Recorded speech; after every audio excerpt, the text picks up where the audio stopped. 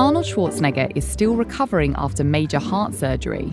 But the former California governor is here in his native Austria to host a summit organised by his own environmental non-profit. This is the whole team. So is this your moral support? No.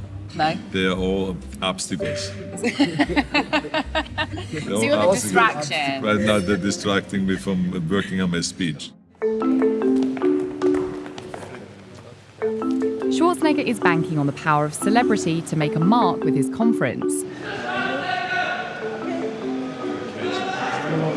And he's employing the most Hollywood of traditions to do it. Happy birthday, dear Prime Minister. Happy birthday to you. Calling attention to a global issue by calling attention to himself.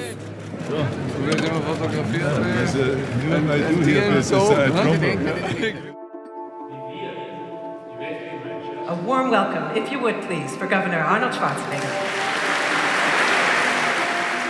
The surgeons, before they performed the surgery, they said to me that we're going to do everything we can to keep you alive. And I said, why is that? And this is because you are the only Republican with a heart. You're an endangered species. Fantastic. In your career, you've worn a lot of hats. Now you're a salesman and you're trying to sell possibly the hardest thing in the world, right? You're trying to sell people on climate change and the fact that the threat is real. How are you going to go about selling the Trump administration on that?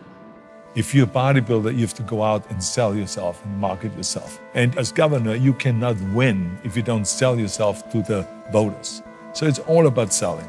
And this is no different. And the Trump administration, as I've said in my speech, that there are some leaders that are behind it and in a stone age.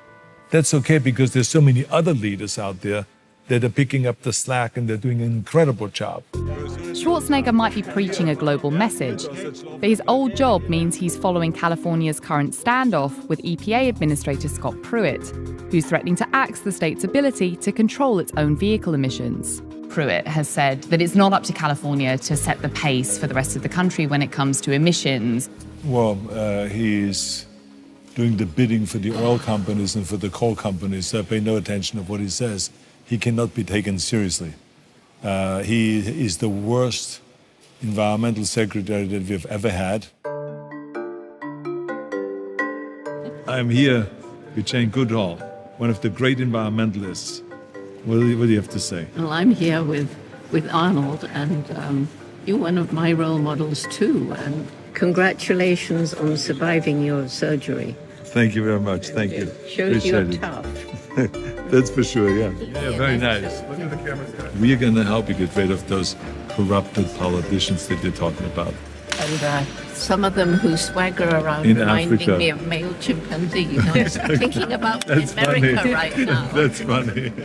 It might seem odd for the cigar-smoking, Hummer-collecting Terminator to be preaching from the climate change pulpit.